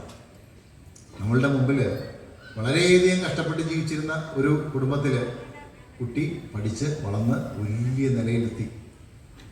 അതിൽ നിന്ന് ഉൾക്കൊള്ളേണ്ട പാഠമുണ്ട്. ആ കഠിനാധ്വാനത്തിന് അവൻ ജീവിതത്തിൽ ഒരു നിലയിലെത്തി എന്നുള്ളത്. അതാണ് കണ്ടാലൊട്ട് അറിയുന്നു ചിലരിത്, ഇനി കണ്ടാലും തിരിയാ ചിലർക്കേതുമേ. ചില ഗതികളിലെ അച്ഛനും അമ്മയും ഉണ്ടാക്കി വെച്ചിട്ടുള്ള സ്വത്ത് മുഴുവൻ മക്കള് ദൂർത്തടിച്ച് ലക്ഷ്യബോധമില്ലാതെ ജീവിച്ച് ദരിദ്രനായി മാറുന്നു, ഒന്നുമില്ലാത്തവൻ്റെ അവസ്ഥയിലേക്ക് എത്തുന്നു. അങ്ങനെ ഉണ്ടാവാറുണ്ട്. അപ്പം നമ്മളുടെ മുമ്പിൽ നടക്കുന്ന പല കാര്യങ്ങളാണ് ഇതെല്ലാം. ഇങ്ങനെയുള്ള ഓരോ കാര്യങ്ങൾ കണ്ടാലൊട്ട് അറിയുന്നു ചിലർക്ക്, കണ്ടാലും തിരിയാ ചിലർക്ക്. ഇതൊക്കെ കണ്ടാലും ചിലർക്ക് മനസ്സിലാകുന്നില്ല. അങ്ങനത്തെ അവസ്ഥയാണ്. അതാണ് മനുഷ്യൻ്റെ മനസ്സിൻ്റെ ഒരു പ്രത്യേകത. കണ്ടതൊന്നുമേ സത്യമല്ലെന്നത് മുന്നേ കണ്ടിട്ട് അറിയുന്നതോ ചിലർ. ഈ ശരീരമാണ് ഞാനെന്ന സത്യമാണ് എന്നാണ് ഇത്രയും നാളും ഞാൻ വിചാരിച്ചിരുന്നത്. എന്നാൽ അതല്ല സത്യം. എൻ്റെ ഉള്ളിൽ വസിക്കുന്ന ആത്മാവാണ് ഞാൻ, അല്ലാതെ ഈ ശരീരമല്ല. ഈ ശരീരം പഞ്ചഭൂതങ്ങളാൽ നിർമ്മിക്കപ്പെട്ടതാണ്. ഇത് ഉപേക്ഷിച്ച് ഞാൻ പോകും. ഞാൻ എന്ന് പറഞ്ഞ സാധനത്തിന് ജനനമില്ല, മരണമില്ല, ഒരു രൂപത്തിൽ നിന്ന് മറ്റൊരു രൂപത്തിലേക്ക് മാറുന്നുള്ളൂ എന്ന സത്യം പല മഹത് വ്യക്തിത്വങ്ങളും നേരത്തെ അറിഞ്ഞു. അതാണ് കണ്ടതൊന്നുമേ സത്യമല്ലെന്നത് മുന്നേ കണ്ടിട്ടറിയുന്നത്. എൻ്റെ ശരീരമാണ് ഞാൻ എന്ന സത്യം ഞാൻ വിചാരിച്ചിരുന്നു. അത് സത്യമല്ലെന്നത് ചില മഹാത്മാക്കൾ മുന്നേ അറിഞ്ഞു. ഈ ചുഴന്നീടുന്ന സംസാര ചക്രത്തിൽ ഉഴന്നീടും നമുക്കറിഞ്ഞിടുവാൻ ഈ ഭൂമി കറങ്ങിക്കൊണ്ടിരിക്കുന്നു. അതുകൂടാതെ സ്വയം സൂര്യനെ ചുറ്റുന്നു, പിന്നെ സൗരയൂഥം മൊത്തം ബ്രഹ്മാണ്ടത്തിൽ ചുറ്റുന്നു. അങ്ങനെ ചുഴന്നീടുന്ന സംസാര ചക്രത്തിൽ ഉഴന്നീടുന്ന നമുക്കറിഞ്ഞിടുവാൻ, നമ്മളിങ്ങനെ അലഞ്ഞു തിരിഞ്ഞു നടക്കുന്ന നമുക്കറിഞ്ഞിടുവാൻ അറിവുള്ള മഹത്തുക്കൾ ഒരു പരമാർത്ഥം കൊണ്ട് അരുൾ ചെയ്തിരിക്കുന്നു. അറിവുള്ള മഹത്തുക്കൾ, അതായത് അറിവുള്ള മഹത്തുക്കൾ എന്ന് പറഞ്ഞാൽ ഉദാനമല്ല പറയുന്നത്, ഞാനല്ല പറയുന്നത്. നമ്മളെക്കാളും മുമ്പ് ജനിച്ചിട്ടുള്ള, ജീവിച്ച് മരിച്ച് നമുക്ക് പല ജ്ഞാനങ്ങളും പകർന്നു തന്ന അറിവുള്ള മഹത്തുക്കൾ പറയുന്നു, ഇതായിട്ട് മുക്തി ലഭിപ്പാനായി ചെവി കൊണ്ടത് കേൾപ്പിനെല്ലാവരും. മനുഷ്യജന്മം എന്തിനുള്ളതാണ്? മനുഷ്യജന്മം എങ്ങനെ ജീവിക്കണം? മനുഷ്യജന്മത്തിൻ്റെ ലക്ഷ്യം എന്താണ്? ഇതാണ് പൂന്താനം ഇതിലൂടെ പറഞ്ഞു തരുന്നത്. നമുക്ക് ഈ ജന്മത്തിൽ പുനർജന്മമില്ലാതെ മുക്തി ലഭിച്ച് ഭഗവാന്റെ അംശമായി മാറണം. അപ്പോൾ പറയുവാണ്, ചുഴന്നീടുന്ന ഈ സംസാര ചക്രത്തിൽ ഉഴന്നീടുന്ന നമുക്കറിഞ്ഞിടുവാൻ അറിവുള്ള മഹത്തുക്കളുണ്ട് ഒരു പരമാർത്ഥം അരുൾ ചെയ്തിരിക്കുന്നു. എളുതായിട്ട് മുക്തി ലഭിക്കാനായി ചെവി കൊണ്ടത് കേൾപ്പിനെല്ലാവരും. നമുക്കെല്ലാവർക്കും മുക്തി ലഭിക്കാനാണ് നമ്മൾ പറയുന്നത്. അടുത്ത ജന്മത്തിൽ ഞാൻ ഇനി ഇതിനേക്കാളും വലിയ ധനികനായിട്ട് ജനിക്കട്ടെ എന്നല്ല ആയിരുന്നത്. അതെല്ലാം ദീർഘമുള്ള പോലെയാണ്. ഞാൻ പറഞ്ഞില്ലേ, യുഗങ്ങളുടെ കണക്ക് പറഞ്ഞില്ലേ, 12 കോടി വർഷമായിട്ട് നമ്മളിവിടെ പല പല ജന്മങ്ങളെടുത്ത് ഇവിടെ ജീവിക്കുന്നവരാണ്. ആ ആത്മാവ് ഇന്നും നിലനിൽക്കുന്നു. അപ്പോൾ നമ്മളെന്താ ചെയ്യണം? ജനനം പുനർജന്മം ഇങ്ങനെ വേണ്ട. ജനനം മരണം പുനർജന്മം അത് വേണ്ട. എനിക്ക് ഭഗവാനിൽ ലയിച്ച് മോക്ഷപ്രാപ്തി നേടണം, മുക്തി നേടണം. അതിനായിട്ട് ഉള്ള മാർഗം എല്ലാവരും ശ്രദ്ധിക്കൂ. ഇവിടെ പറയാം, അറിവുള്ള മഹത്തുക്കൾ പറഞ്ഞു തന്നൊരു കാര്യമാണ് ഞാൻ പറയുന്നത്. നമ്മയൊക്കെയും ബന്ധിച്ച സാധനം കർമ്മമെന്നറിയേണ്ടത് മുമ്പിനാൽ. നമുക്ക് മനുഷ്യജന്മം കിട്ടി. നമ്മൾ ഈ മനുഷ്യജന്മത്തിൽ ചെയ്യുന്ന കർമ്മങ്ങളാണ് നമ്മളെ ബന്ധിച്ചിട്ടിരിക്കുന്നത്. നമ്മൾ ചെയ്യുന്ന സൽക്കർമ്മങ്ങളും നമ്മൾ ചെയ്യുന്ന അധർമ്മങ്ങളും ദുഷ്കർമ്മങ്ങളുമാണ് നമ്മളെ ജനിക്കുന്നത്. മുന്നമിക്കണ്ട വിശ്വമശേഷവും ഒന്നായിട്ടുള്ള ജ്യോതിസ്വരൂപമായി. അതായത് ഞാൻ നേരത്തെ പറഞ്ഞത് തന്നെ, നമ്മൾ മുന്നിൽ കണ്ടിട്ടുള്ള ഇതെല്ലാം ഒന്നായുള്ളൊരു ജ്യോതിസ്വരൂപമായി. അതായത് ഇത് വിഷ്ണു സഹസ്രനാമത്തിലെ സാരാംശമാണിത് എടുത്തു വച്ചിരിക്കുന്നത്. മുന്നമിക്കണ്ട വിശ്വമശേഷവും ഒന്നായുള്ളൊരു ജ്യോതിസ്വരൂപമായി. ഒന്നും ചെന്നങ്ങ് തന്നോടും പറ്റാതെ ഒന്നിനും ചെന്ന് താനും വലയാതെ. ഭഗവത്ഗീത എന്നുള്ള സാരാംശമാണ്. പിന്നെയോ ഒന്നൊന്നായി നിനക്കും ജനങ്ങൾക്ക് ഒന്നുകൊണ്ട് അറിവാകുന്ന വസ്തുവായി. ഇത് ബ്രഹ്മത്തെയാണ് പറയുന്നത്. ബ്രഹ്മം എന്ന ആ ഒരേ ഒരു ചൈതന്യം തന്നെയാണ് നമ്മളിൽ വസിക്കുന്നത്. ഒന്നൊന്നായി വസിക്കുന്ന ജനങ്ങൾക്ക് ഒന്നുകൊണ്ടറിയേണ്ട വസ്തുവായി. ഒന്ന് ബ്രഹ്മം, അദ്വൈത സിദ്ധാന്തമാണ് പറയുന്നത്. നമ്മൾ രണ്ടും രണ്ടല്ല, ഒന്ന്. ആ ബ്രഹ്മം തന്നെയാണ് ഞാൻ. നമ്മൾക്ക് എത്രയെത്ര ജീവജാലങ്ങളുണ്ട്, എത്രയെത്ര മനുഷ്യരുണ്ട്, എത്രയോ കോടി മനുഷ്യരുണ്ട്, ഒരാളെ പോലെ വേറൊരാളുണ്ടോ? ഇരട്ടകൾക്ക് പോലും, സാദൃശ്യമുള്ള ഇരട്ടകൾക്ക് പോലും ചെറിയ വ്യത്യാസമുണ്ടാവും. അതാണ് പറഞ്ഞത്, ഒന്നുപോലെയൊന്നില്ലാതെ ഉള്ളതിൽ ഒന്നുപോലെ വേറൊന്നില്ല. അതിൽ ഒന്നൊന്നായൊരു ജീവസ്വരൂപമേ, പക്ഷെ എല്ലാം ഓരോ ജീവസ്വരൂപമാണ്. എപ്രകാരമാണോ സൂര്യരശ്മി ജലത്തിൽ പ്രതിബിംബിക്കുന്നത്, അതുപോലെ നമ്മുടെ മനസ്സിൽ ആ ബ്രഹ്മം പ്രതിബിംബിക്കുന്നു. പ്രതിബിംബിത ചൈതന്യമാണത്. മൂന്നും ഒന്നിൽ അടങ്ങുന്നു. പിന്നെയും മൂന്ന് എന്ന് പറഞ്ഞാൽ നമ്മളിലുള്ള സത്വ തമ രജോ ഗുണങ്ങൾ, മൂന്ന് ഗുണങ്ങൾ ഒന്നിലടങ്ങുന്നു. പിന്നെയും ഒന്നുകൊണ്ട് ചമച്ചൊരു വിശ്വത്തിൽ, അപ്പം ഈ ബ്രഹ്മത്തെ കൊണ്ട് ചമച്ച ഈ വിശ്വത്തിൽ, ഒന്ന് ബ്രഹ്മം, ആ ഒന്നിനെ കൊണ്ട് ചമച്ച ഈ വിശ്വത്തിൽ മൂന്നായിട്ടുള്ള കർമ്മങ്ങളൊക്കെയും എന്താണ്? മൂന്ന് കർമ്മങ്ങൾ: പുണ്യകർമ്മങ്ങൾ, പാപകർമ്മങ്ങളും പുണ്യകർമ്മങ്ങൾ, മിശ്രമാം കർമ്മങ്ങൾ. ഇങ്ങനെ മൂന്ന് കർമ്മങ്ങളാണുള്ളത്. പൊന്നിൻ ചങ്ങല ഒന്നിൽ പറഞ്ഞത് മറ്റു ഇരുമ്പ് കൊണ്ട് എന്നത്രേ ഭേദങ്ങൾ.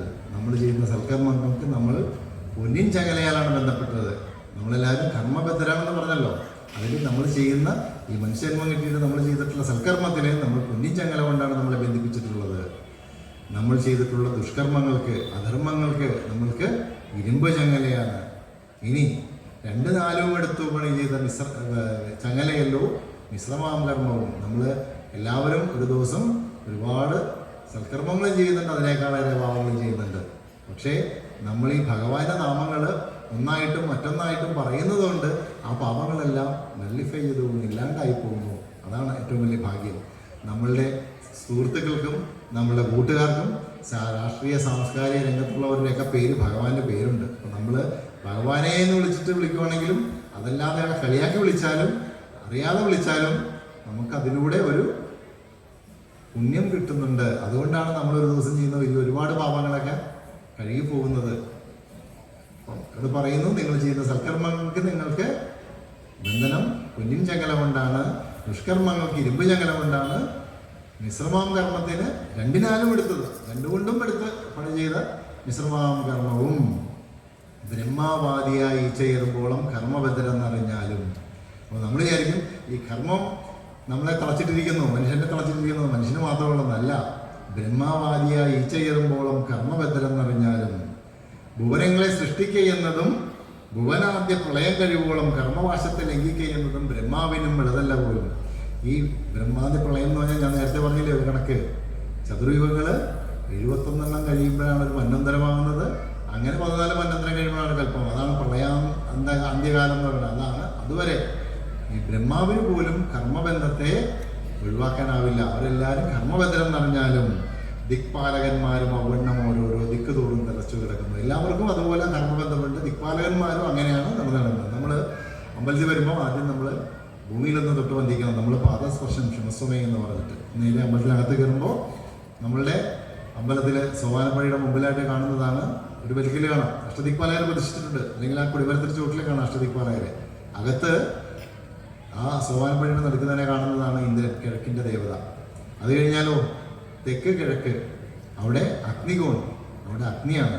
തെക്ക് വശത്ത് യമൻ, തെക്ക് പടിഞ്ഞാറ് മൂലയിൽ നിര്യതി, പടിഞ്ഞാറ് വരുണൻ, പിന്നെ വായു, ആ മൂലയ്ക്ക് വടക്ക് കുബേരൻ, പിന്നെ ഈശാനൻ. ഇങ്ങനെയാണ്. അതുകൊണ്ടാണ് നമ്മൾ കിഴക്കോട്ട് തിരിഞ്ഞു നിന്ന് വേണം പ്രസാദം തൊടാൻ, കിഴക്കോട്ട് തിരിഞ്ഞു നിന്ന് വേണം തീർത്ഥം സേവിക്കാനൊക്കെ പറയുന്നത്. അല്ലെങ്കിൽ തെക്കോട്ട് പാടില്ല എന്ന് പറയും. എന്തുകൊണ്ടാണ്? തെക്കിരിക്കുന്നത് യമനാണ്. തെക്കോട്ട് തിരിഞ്ഞ് ചെയ്യുന്ന കർമ്മങ്ങളെല്ലാം യമന് വേണ്ടി മാത്രമുള്ളതാണ്. അതുകൊണ്ടാണ് തെക്കോട്ട് തിരിഞ്ഞ് നമ്മളൊരു കാര്യം ചെയ്യരുത് എന്ന് പറയുന്നത്. അപ്പോൾ അഷ്ടദിക്പാലകന്മാരും അവണ്ണം ഓരോരോ ദിക്കുതോറും കളച്ചു കിടക്കുന്നു. അല്പകർമ്മികളാകിയ നാമെല്ലാം അല്പകാലം കൊണ്ട് ഓരോരോ ജന്തുക്കൾ.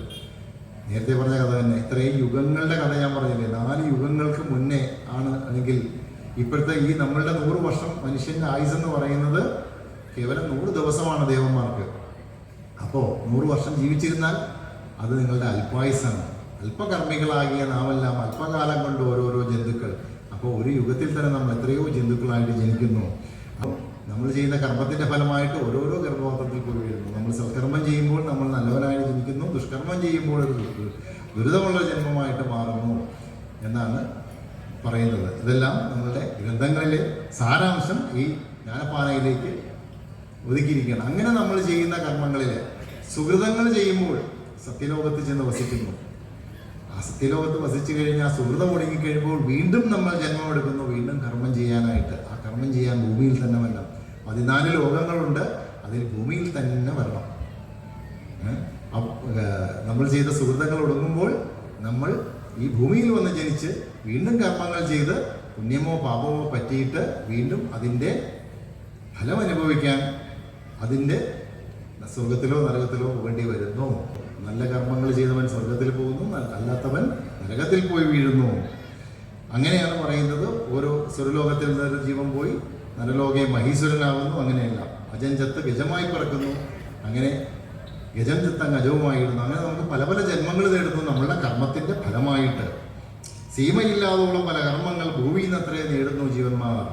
ഭൂമിയിൽ തന്നെ വരണമെന്ന് പറഞ്ഞതിൻ്റെ കാര്യം അതാണ്. നമുക്ക് വേറെ 13 ലോകങ്ങളിൽ ചെന്നാലും ഇത് ലഭ്യമല്ല. ഈ മനുഷ്യജന്മം കിട്ടിക്കഴിഞ്ഞാൽ നമ്മൾ ഇനി എന്ത് ചെയ്യണമെന്നാണ് പൂന്താനം പറയാൻ പോകുന്നത്. നമ്മൾ കർമ്മത്തിൻ്റെ ഫലമായിട്ട് പല പല ജന്മങ്ങൾ നേടുന്നു. ആ കർമ്മത്തിൻ്റെ ഫലമായിട്ട് പല പല ലോകങ്ങളിൽ ചെന്ന് വസിക്കുന്നു. ചെയ്ത കർമ്മത്തിൻ്റെ സുഗതങ്ങൾ തീരുമ്പോൾ വീണ്ടും മനുഷ്യനായി ജനിക്കാൻ ഭൂമിയിൽ വരുന്നു. എന്നിട്ടോ മനുഷ്യജന്മം കിട്ടിക്കഴിഞ്ഞാൽ എന്താണ് ചെയ്യേണ്ടതെന്നാണ് പറഞ്ഞത്. കർമ്മങ്ങൾ വിളയിച്ചെടുക്കാൻ പാകി എടുക്കാനായിട്ട് ഈ ജന്മഭൂമി തന്നെയാണ് ആധാരം. വേറൊരു സ്ഥലമില്ല, ഭൂമിയിൽ തന്നെ നേടണം.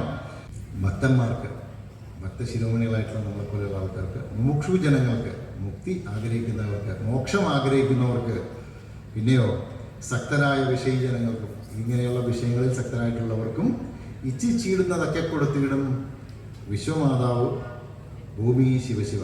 ഈ ഭൂമിയിൽ നിന്ന് നമുക്ക് എല്ലാം കിട്ടും. എന്തും തരുന്നവളാണ് ധരിത്രി. പഞ്ചഭൂതങ്ങളിൽ ഒന്നാണ് ഭൂമി. ഭൂമിയിൽ നിന്നാണ് നമുക്ക് എല്ലാം കിട്ടുന്നത്. നമ്മളുടെ ജീവൻ തന്നെ ഈ ഭൂമിയിൽ നിന്നാണ് ഉണ്ടാകുന്നത്. പഞ്ചഭൂതങ്ങളാൽ നിർമ്മിതമെന്ന് പറഞ്ഞാൽ ഭൂമിയാണ് അതിന് ഏറ്റവും പ്രധാനപ്പെട്ട ആധാരം. അതാണ് പറയുന്നത്. ഭൂമിയിൽ നിന്നാണ് ഇച്ഛിച്ചിടുന്നൊക്കെ കൊടുത്തിടും വിശ്വമാതാവ് ഭൂമി ശിവശിവ. അങ്ങനെ ഈ വിശ്വനാഥൻ്റെ മൂലപ്രകൃതിയായിട്ടാണ് ഭൂമി നിൽക്കുന്നത്.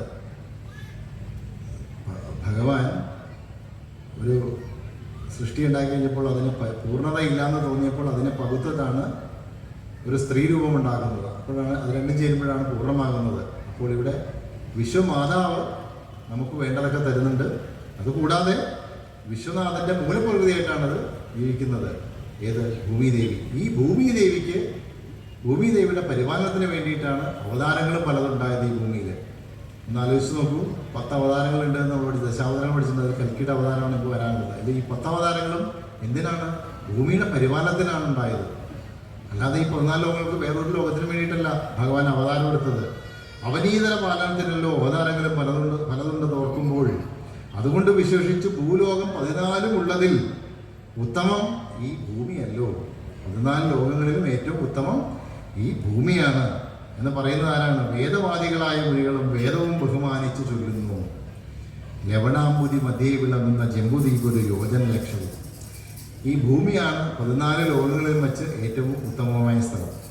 അതിൽ തന്നെ ജംബുദ്വീപ് എന്ന് പറഞ്ഞൊരു യോജന ലക്ഷമുള്ള ഒരു ഭൂമി പ്രദേശമുണ്ട്. എവിടെ? ലവണാംബുതി മധ്യേ. ലവണാംബുതി എന്ന് വെച്ചാൽ സമുദ്രത്തിന് മധ്യത്തിൽ ഈ 1,00,000 യോജന വിസ്തീർണമുള്ള ഒരു ദ്വീപുണ്ട്. അതിൻ്റെ പേര് ജംബുദ്വീപ് എന്നാണ്. എന്ന് പറഞ്ഞാൽ ഇന്നത്തെ ഏഷ്യ എന്ന് പറയുന്ന വൻകര, ഇതിനെയാണ് ജംബുദ്വീപ് എന്ന് പറയുന്നത്. നിങ്ങളൊന്ന് ആലോചിച്ച് നോക്കണം. 450 വർഷങ്ങൾക്ക് മുമ്പ് പൂന്താൻ എഴുതി വെച്ചു. ഇതൊക്കെ എവിടെ നിന്ന് പഠിച്ചു? നമ്മളൊക്കെ വിചാരിച്ചു ഇത് പാശ്ചാത്യരാണ് നമ്മളെ പഠിപ്പിച്ചതെന്ന്. അല്ല, യുഗം മുമ്പ് എഴുതിയ നമ്മുടെ ഗ്രന്ഥങ്ങളിൽ ഇതെല്ലാം ഉണ്ട്. നമ്മളിതൊന്നും പഠിച്ചിട്ടില്ല, അതൊന്നും നമുക്കറിയില്ല. നമ്മൾ സ്കൂളിൽ പോയിട്ട് നമ്മളെ പഠിപ്പിച്ചു, അങ്ങനെയാണെന്ന് പറഞ്ഞാൽ നമ്മൾ അങ്ങനെയാണെന്ന് വിശ്വസിച്ചു. പൂന്താനം 450 കൊല്ലം മുമ്പ് ഇത് എഴുതി വെച്ചെങ്കിൽ അതിനേക്കാൾ എത്രയോ മുമ്പ് ഇതൊക്കെ എഴുതി വെച്ചിട്ടുള്ളതാണ്. പൂന്താനം പഠിച്ചതും അറിവുള്ള മഹത്തുക്കൾ പറഞ്ഞു തന്ന കാര്യമാണെന്ന് പറഞ്ഞിട്ടാണ്. അപ്പോൾ സപ്തദ്വീപുകളുണ്ട്, അതിലെത്രയും ഉത്തമമെന്ന് വാഴ്ത്തുന്നു. പിന്നെയും 7 ദ്വീപുകളുണ്ടെന്നാണ് പൂന്താനം പറയുന്നത്. അതിൽ 1,00,000 യോജനയുള്ള ജംബുദ്വീപാണ് ഏറ്റവും പ്രധാനപ്പെട്ടത് എന്ന് പറയുന്നു, ഏറ്റവും പുണ്യമായിട്ടുള്ളത് എന്ന് പറയുന്നു. 7 ദ്വീപുകളുണ്ട് എന്ന് അന്നേ അറിയാമായിരുന്നു. ഗലീലിയോയ്ക്ക് മുമ്പ് ജീവിച്ചിരുന്ന ആളാണ് പൂന്താനം. പൂന്താനം ഒരു 30 വയസ്സായപ്പോഴേക്കും ഗലീലിയോ ജീവിച്ചിട്ടുണ്ടാവുക. അവർ ജീവിച്ച വർഷത്തിൻ്റെ കണക്ക് വെച്ച് നോക്കുമ്പോൾ അങ്ങനെയാണ് കാണുന്നത്. ഇതിൽ 9 ഖണ്ഡങ്ങൾ ഉണ്ടല്ലോ, അതിൽ ഉത്തമമാണ് ഭാരതഖണ്ഡം. ഈ ഏഷ്യ എന്ന വൻകര, അതായത് ജംബുദ്വീപ് എന്ന് പറയുന്ന ഈ വൻകരയിലെ 9 ഖണ്ഡങ്ങളായിട്ട് ഭാഗിച്ചതിൽ ഏറ്റവും ഉത്തമമാണ് ഭാരതം. എന്നാലോചിച്ച് നോക്കൂ. അന്ന കാലത്ത് അദ്ദേഹത്തിന് അതറിയാമായിരുന്നു. 450 വർഷം മുമ്പ് അറിഞ്ഞിട്ട് അത് മലയാളത്തിൽ എഴുതി വെച്ചു. അതിനു മുമ്പ് അത് സംസ്കൃതത്തിൽ എഴുതിയിട്ടുണ്ടായിരുന്നു. നമ്മുടെ പൂർവ്വന്മാരതൊക്കെ പഠിച്ചിട്ടുണ്ട്, പറഞ്ഞിട്ടുണ്ട്. പക്ഷേ നമ്മൾക്കാർക്കും അറിയാനായിട്ടത് മലയാളത്തിൽ എഴുതി വെച്ചില്ല. ഇത് ഇദ്ദേഹമാണ് മലയാളത്തിൽ എഴുതി വെച്ചത്. അതുകൊണ്ട് സമ്മതരായ മാമുനി ശ്രേഷ്ഠന്മാർ കർമ്മക്ഷേത്രമെന്നല്ലോ പറയുന്നു. ഭാരതഭൂമിയെ കർമ്മക്ഷേത്രമെന്നും കേരളഭൂമിയെ പരശുരാമക്ഷേത്രമെന്നുമാണ് പറയുന്നത് പുരാണങ്ങളിൽ. പരശുരാമക്ഷേത്രം എന്ന് പറഞ്ഞാൽ പരശുരാമൻ ഉണ്ടാക്കിയ ഭൂമി, അതാണ് കേരളം. കർമ്മക്ഷേത്രം എന്ന് പറഞ്ഞാൽ ഭാരതം. പിന്നെ ഭാരതമായ ഗണ്ഡമൊഴിഞ്ഞുള്ള പാലിലെങ്ങും ഇതല്ല നിർണയം. എന്ത് കർമ്മബീജം വരട്ടിക്കളഞ്ഞുടൻ ജന്മനാശം വരുത്തണമെങ്കിലും ഈ മനുഷ്യജന്മം ഉണ്ടായി അതിലൂടെ കർമ്മം ചെയ്ത് മുക്തി ലഭിക്കുവാൻ ഈ 14 ലോകങ്ങളിലും ഭൂമിയിൽ വരണം. ആ ഭൂമിയിൽ ഈ ജംബുദ്വീപിൽ വരണം. ആ ജംബുദ്വീപിൽ 9 ഖണ്ഡങ്ങളുണ്ട്, അതിൽ ഭാരതഖണ്ഡത്തിൽ വരണം. പിന്നെയോ അതിൽ ഉത്തമമായ പ്രദേശമാണ് ഈ ഭാർഗവഭൂമി, അതായത് നമ്മുടെ കേരളം. യുഗം 4 നല്ലു കലിയുഗം. 4 യുഗങ്ങളുണ്ടെന്ന് പറഞ്ഞു. ഓരോ യുഗത്തിലും 60,000 കൊല്ലം തപസ് ചെയ്തിട്ടാണ് ത്രേതായുഗത്തിൽ മുക്തി നേടിയിരുന്നത്. പിന്നീട് യാഗങ്ങൾ ചെയ്തിട്ടാണ് ത്രേതായുഗത്തിൽ. അതുപോലെ ഈ യുഗത്തിൽ കലിയുഗത്തിൽ തിരുനാമ സങ്കീർത്തനം കൊണ്ട് നമുക്ക് മുക്തി നേടാം. ഹരേ രാമ രാമ രാമ ഹരേ ഹരേ, ഹരേ കൃഷ്ണ കൃഷ്ണ കൃഷ്ണ ഹരേ ഹരേ എന്ന നാമം മാത്രം ജപിച്ചാൽ മതി. തിരുനാമങ്ങൾ അനവധിയുണ്ട്. ഭഗവാന്റെ നാമങ്ങൾ ജപിച്ചാൽ തന്നെ നമുക്ക് മുക്തി ലഭിക്കാം. 14 ലോകങ്ങളിൽ ഏറ്റവും ഉത്തമമായ ഭൂമിയിലാണ് നമ്മൾ ജീവിച്ചിട്ടുള്ളത്. ഈ ഭൂമിയിലുള്ള വൻകരകൾ 7 ഏറ്റവും ഉത്തമമായ ജംബുദ്വീപിലാണ് നമ്മളുള്ളത്. ആ ജംബുദ്വീപിൽ 9 ഖണ്ഡങ്ങളിൽ ഏറ്റവും ഉത്തമമായ ഭാരതഖണ്ഡത്തിലാണ് നമ്മൾ. അതിൽ നമ്മൾ കേരളത്തിലാണ്, പരശുരാമ ഭൂമിയിലാണുള്ളത്. ഇനിയോ യുഗം 4 നല്ലു കലിയുഗം, സുഖമേ തന്നെ മുക്തി വരുത്തുവാൻ. ഈ കലിയുഗത്തിലാണ് തിരുനാമ സങ്കീർത്തനം കൊണ്ട് മുക്തി വരുത്താൻ ഏറ്റവും എളുപ്പം. അതുകൊണ്ട് നിങ്ങൾ കീർത്തിച്ചിടുക തിരുനാമ സങ്കീർത്തമെന്നീ മറ്റില്ലേതുമേ യജ്ഞം അറിഞ്ഞാലും. എന്തെല്ലാം യജ്ഞങ്ങൾ ചെയ്തിട്ടാണ് നമ്മുടെ പൂർവികര് മോക്ഷം നേടിയിരുന്നത്. എന്നാൽ കലിയുഗത്തില് തിരുനാമ സങ്കീർത്തനം ഒന്നുകൊണ്ട് മാത്രം നമുക്ക് മുക്തി നേടാം. മറ്റ് 13 ലോകത്തിലുള്ളവരും മറ്റ് 8 ഖണ്ഡത്തിലുള്ളവരും മറ്റ് 6 ദ്വീപുകളിലുള്ളവരും മറ്റ് 3 യുഗത്തിൽ ജീവിച്ചവരും മുക്തി തങ്ങൾക്ക് സാധ്യമല്ലാകയാൽ കലികാലത്തെ ഭാരതഖണ്ഡത്തെ കലിതാതരം കൈവണങ്ങിയിടുന്നു. കലിയെ തന്നെ കൈവണങ്ങുന്നു. കാരണം എന്താണ്? എനിക്ക് നാമം ചൊല്ലിയാൽ തന്നെ മുക്തി ലഭിക്കാം, മോക്ഷം ലഭിക്കാം. അപ്പം അതിൽ വന്നൊരു പുല്ലായിട്ടെങ്കിലും ഇത് കാലം ജനിച്ചു കൊണ്ടിടുവാൻ യോഗ്യത വരുത്തിയിടുവാൻ തക്കൊരു ഭാഗ്യം പോരാതെ പോയല്ലോ ദൈവമേ എന്നാണ് പറയുന്നത്. ഒരു പുല്ലായിട്ടെങ്കിലും എനിക്ക് ജനിക്കാൻ ഈ കലിയുഗത്തിൽ സാധിച്ചാൽ ഞാൻ ഭാഗ്യവാനാണ് എന്ന് പുല്ലാനം പറയുന്നു. ഭാരതഖണ്ഡത്തിൽ പിറന്നൊരു മനുഷ്യർക്കും കലിക്കും നമസ്കാരം. നമ്മൾ മനുഷ്യനായി പല പല ജന്മങ്ങളെടുത്ത് അജമായി ഗജമായി മരമായി മൃഗമായി അങ്ങനെ പല പല ജന്മങ്ങളെടുത്ത് ചെയ്ത ഏതോ കർമ്മത്തില് ഏതോ ജന്മത്തില് പുണ്യകർമ്മത്തിന്റെ ഫലമായി മനുഷ്യജന്മം സിദ്ധിച്ച് ആ മനുഷ്യജന്മത്തില് ഈ ഭൂമിയിൽ വന്ന് പിറക്കാൻ സാധിച്ചത്, ഈ വൻകരയിൽ ഈ ജംബുദ്വീപിൽ വന്ന് പിറക്കാനായത്, ഈ 9 ഖണ്ഡത്തിൽ ഭാരതഭൂമിയിൽ ഈ കേരള ക്ഷേത്രത്തിൽ വന്ന് ജനിക്കാൻ സാധിച്ചതും അതും കലിയുഗത്തിൽ വന്നത് എൻ്റെ ഭാഗ്യമാണ് എന്ന് പറയുന്നു. കാലം ഇന്ന് കലിയുഗമല്ലയോ? ഭാരതം ഈ പ്രദേശവുമല്ലയോ? നമ്മളെല്ലാം നരന്മാരുമല്ലയോ? ചെമ്മയെ നന്നായി നിരൂപിപ്പിനെല്ലാവരും. ഹരിനാമങ്ങൾ ഇല്ലാതെ പോകരുത്. അതുകൊണ്ട് ഹരിനാമങ്ങൾ നാവ് കൂടാതെ ജന്മമില്ലല്ലോ. അതുകൊണ്ട് നിങ്ങൾ തിരുനാമങ്ങൾ കീർത്തിച്ചിടുക. ദുരിതങ്ങളിൽ നമ്മൾ പോകുമ്പോഴും നമ്മൾ ഭഗവാനെ ഓർക്കുന്നില്ല, തിരുനാമങ്ങൾ കീർത്തിച്ചിടുന്നില്ല. അതുകൊണ്ട് നമ്മൾ ഭഗവാനെ വിളിക്കുക, തിരുനാമങ്ങൾ കീർത്തിക്കുക. 100 കിട്ടിയാൽ 1000 വേണം, 1000 കിട്ടിയാൽ 1,00,000 വേണമെന്ന് ചിന്തിക്കും. എന്നിട്ടോ ചത്തുപോകുമ്പോൾ നമ്മൾ ഒന്നും കൊണ്ടുപോകുന്നില്ല. അതുകൊണ്ട് അധർമ്മം ചെയ്ത് ഇതൊന്നും സമ്പാദിക്കേണ്ട. നിങ്ങൾ മനുഷ്യജന്മം കിട്ടുമ്പോൾ നിങ്ങൾ പുണ്യപ്രവൃത്തികൾ ചെയ്യുക, നിങ്ങൾക്ക് മോക്ഷം സിദ്ധിക്കും. ആ മോക്ഷത്തിന് വേണ്ടി നിങ്ങൾ ജീവിക്കുക എന്നാണ് ഒന്നാനും പറഞ്ഞത്. ഇതെല്ലാം നമ്മുടെ മഹത്ഗ്രന്ഥങ്ങളിൽ പല പല അധ്യായങ്ങളിൽ പല പല രീതിയിൽ എഴുതി വെച്ചിട്ടുള്ളതെല്ലാം ക്രോഡീകരിച്ച് അദ്ദേഹം ഇതിൽ പറഞ്ഞിട്ടുള്ളതാണ്. സത്യമെന്നത് ബ്രഹ്മമത് തന്നെ, സത്യമെന്ന് കരുതുന്ന സത്തുക്കൾ. സത്യം ബ്രഹ്മമാണ്. നേരത്തെ പറഞ്ഞു, ഈ ലോകത്ത് ബാക്കിയുള്ള കാര്യത്തിനും മാറ്റമുണ്ടാകും. ജഗത് മിഥ്യ എന്ന് പറയുന്നു, ജഗത് മായ എന്ന് പറയുന്നു. നമ്മൾക്ക് 4 യുഗങ്ങൾക്ക് മുമ്പുള്ള ഒരു സാധനവും ഇന്ന് കാണാൻ പറ്റുന്നില്ല. എന്തിന്? ഒരു 10 വർഷം മുമ്പുള്ള സാധനം ഉണ്ടോ എന്ന് എനിക്ക് അറിയാൻ പറ്റില്ല. ഓരോന്നിനും മാറ്റമുണ്ടായിക്കൊണ്ടിരിക്കുന്നു.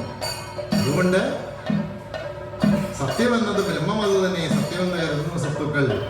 വിദ്യ കൊണ്ട് അറിയേണ്ടതറിയാതെ വിദ്വാനെന്ന് നടിക്കുന്നത് ചിലർ. ഇത് നമ്മൾ ആദ്യത്തെ തവണ കേൾക്കുമ്പോൾ നമ്മൾ വിചാരിക്കും വിദ്യ അറിയാത്തതുകൊണ്ട് വിദ്വാനം നടിക്കുന്നവരെ കുറിച്ച് പറയുന്നതാണ്. ഇത് മാത്രമല്ല, നമ്മൾ ഈ ശരീരമല്ല, ഞാൻ ഈ ബ്രഹ്മമാണ്, എൻ്റെ ഉള്ളിൽ ഇരിക്കുന്ന ചൈതന്യമാണ് ഞാനെന്ന വിദ്യ പോലും അറിയാതെയാണ് മറ്റുള്ള വിദ്യകൾ അറിയാവുന്നവൻ വിദ്വാനം നടിക്കുന്നത് എന്നാണ് ഉദാഹരണം പറയുന്നത്.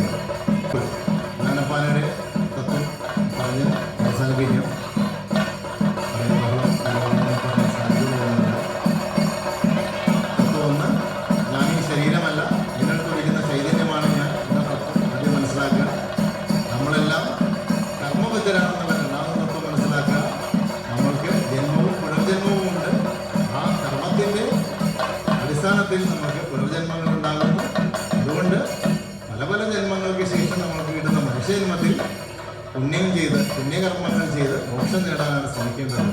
അതിന് മോക്ഷം നേടാനായിട്ട് ഏറ്റവും കൂടുതൽ വേണ്ടത് ഭൂമിയിൽ തന്നെ ഒന്ന് പറക്കണം. 14 ലോകങ്ങളിൽ ഏറ്റവും ഉത്തമമാണ് ഭൂമി. ആ ഭൂമിയിൽ വന്ന് ജനിക്കാൻ സാധിച്ചാൽ ഭാഗ്യം. അതിൽ തന്നെ ജംബുദ്വീപ് എന്നുള്ള ദ്വീപിൽ വന്ന് ജനിക്കണം. മറ്റ് 7 ദ്വീപുകളിലുള്ളവർക്കും സാധിക്കാത്ത കാര്യമാണ് ഈ ഒരു ദ്വീപിൽ. മറ്റ് 6 ദ്വീപിൽ സാധിക്കാത്ത കാര്യം ജംബുദ്വീപിൽ ജനിച്ചാൽ നമുക്ക് സാധിക്കാം. അതിൽ 9 ഖണ്ഡങ്ങളുണ്ട്. അതിൽ ഭാരതഖണ്ഡത്തിൽ വന്ന് ജനിക്കണം. 4 യുഗങ്ങളുണ്ട്. അതിൽ കലിയുഗത്തിൽ വന്ന് ജനിക്കണം.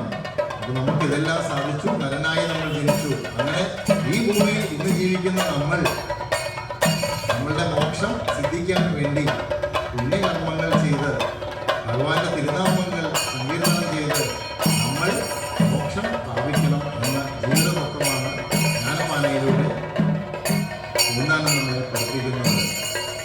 എണ്ണമറ്റ തിരുനാമമുള്ളതിൽ ഒന്നു മാത്രം ഒരിക്കൽ ഒരു ദിനം സ്വസ്ഥനായി ഇരിക്കുമ്പോഴെങ്കിലും സ്വപ്നത്തിൽ താൻ അറിയാതെയെങ്കിലും മറ്റൊന്നായി പരിഹസിച്ചെങ്കിലും മറ്റൊരുത്തർക്ക് വേണ്ടിയെന്നാകിലും ഏത് ദിക്കിലിരിക്കലും തന്നുടെ നാവ് കൊണ്ടത് ചൊല്ലിയെന്നാകിലും അതുമല്ലൊരു നേരം ഒരു ദിനം ചെവി കൊണ്ടത് കേട്ടുവെന്നാകിലും ജന്മസാഫല്യം അപ്പോഴേ വന്നുപോയി. അതാണ് കൊണ്ടാണ് പറയുന്നത്. നമ്മൾക്ക് ഈ 14 ലോകങ്ങളിൽ നമുക്ക് ഭൂമിയിൽ ജനിക്കാൻ സാധിച്ചു. അതിലുള്ള 7 ഖണ്ഡങ്ങളിൽ നമ്മൾ ഈ ജംബുദ്വീപിൽ വന്ന് ജനിച്ചു. അതിലുള്ള 9 ഖണ്ഡങ്ങളിൽ നമ്മൾ ഭാരതം എന്ന ഖണ്ഡത്തിൽ വന്ന് ജനിച്ചു. അതിൽ ഭാർഗവഭൂമിയായി കേരളത്തിൽ ജനിച്ചു. 4 യുഗത്തിൽ നമ്മൾ കലിയുഗത്തിൽ വന്ന് ജനിച്ചു. നരനായി ജനിച്ചു. ഇത്രയും ഭാഗ്യം നമുക്ക് സിദ്ധിച്ചപ്പോൾ നമ്മൾ പുണ്യകർമ്മങ്ങൾ ചെയ്ത് തന്നെ നമുക്ക് മോക്ഷപ്രാപ്തി നേടണം. ആ മോക്ഷപ്രാപ്തി നേടാനായി തിരുനാമ സങ്കീർത്തനമല്ലാതെ വേറൊരു വഴിയില്ല കലിയുഗത്തിൽ. അതുകൊണ്ട് എണ്ണമറ്റ തിരുനാമങ്ങളുള്ളതിൽ ഒന്ന് മാത്രമെങ്കിലും ഒരിക്കൽ ഒരു ദിനം മറ്റൊന്നായി പരിഹസിച്ചെങ്കിലും മറ്റൊരുത്തർക്ക് വേണ്ടിയെന്നാകിലും അതല്ലെങ്കിൽ ഒരിക്കൽ ഒരു ദിനം ചെവി കൊണ്ടത് കേട്ടുവെന്നാകിലും ജന്മസാഫല്യം അപ്പോഴേ വന്നുപോയി. ശ്രീധരാചാര്യൻ താനും പറഞ്ഞത് വാദരായണൻ താനും അരുൾ ചെയ്തു. നമുക്കറിവുള്ള മഹത്തുക്കളല്ല ഇതിനു മുമ്പ് പറഞ്ഞിട്ടുള്ള കാര്യങ്ങൾ ഇത് തന്നെയാണ്. ഗീതയും പറഞ്ഞിടുന്നത് ഇങ്ങനെ, ഭഗവത്ഗീതയിലും പറഞ്ഞിട്ടുള്ള കാര്യം ഇത് തന്നെയാണ്. അതുകൊണ്ട് ആമോദം കൊണ്ട് ചൊല്ലുവിൻ നാമങ്ങൾ, ആനന്ദം കൊണ്ട് ബ്രഹ്മത്തിൽ ചേരുവാൻ, ആ ബ്രഹ്മത്തിൽ ലയിക്കുവാനായിട്ട് ആമോദം കൊണ്ട് ചൊല്ലുവിൻ നാമങ്ങൾ. മതിയുണ്ടെങ്കിലൊക്കെ മതിയതു തിരുനാമത്തിൽ മഹാത്മ്യമാകരു, പിഴയാകിലും പിഴകിടന്നാകിലും തിരുവുള്ള മരുളുടെ ഭഗവാനെ, തിരുവുള്ള മരുളുടെ ഭഗവാനെ, തിരുവുള്ള ഭഗവാനെ.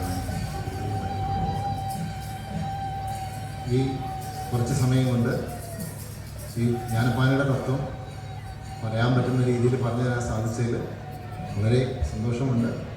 ഒരുപാട് കാര്യങ്ങൾ പറയണമെന്ന് വെച്ചാണ് വന്നത്. പക്ഷെ ഒന്നും പറയാൻ സാധിച്ചില്ല, സാഹചര്യങ്ങൾ അങ്ങനെയായിരുന്നു. ജ്ഞാനപ്പാന നിങ്ങളുടെ വീട്ടിലുണ്ടെങ്കിൽ ഒന്ന് വായിച്ചു നോക്കുക. അതല്ലെങ്കിൽ എല്ലാവരുടെയും മൊബൈലിൽ ഇത് കേൾക്കാൻ സാധിക്കും. ആഴ്ചയിൽ ഒരിക്കലെങ്കിലും ഇത് കേൾക്കുക. ഇനി കേൾക്കുമ്പോൾ വീണ്ടും കേൾക്കുമ്പോൾ നിങ്ങൾക്ക് ഇതിൻ്റെ സാരാംശം ഇനിയും കൂടുതൽ മനസ്സിലാകും. ആ ആധ്യാത്മിക ജ്ഞാനം നിങ്ങൾ വളർത്തുക, നിങ്ങളുടെ ജീവിതത്തിലേക്ക് അത് പകർത്തുക. ഇത്രയും പറഞ്ഞുകൊണ്ട് ഞാൻ എൻ്റെ വാക്കുകൾ ഉപസംഹരിക്കുന്നു.